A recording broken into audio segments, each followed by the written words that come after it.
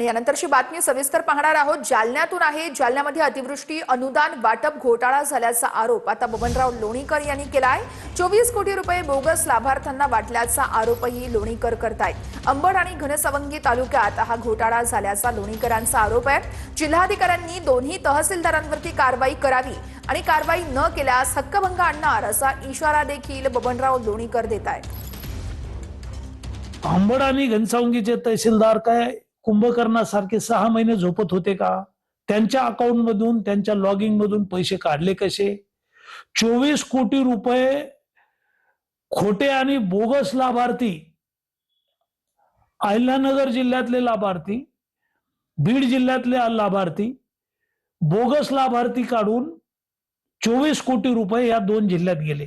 जिल्हा अधिकाऱ्यांनी या दोन्ही तहसीलदारवर जर कारवाई केली नाही तर जिल्हा अधिकाऱ्यांवर सुद्धा हक्कभंग आणणार आम्ही की जिल्हा अधिकाऱ्यांनी दोन्ही तहसीलदारला पाठीशी घातलं।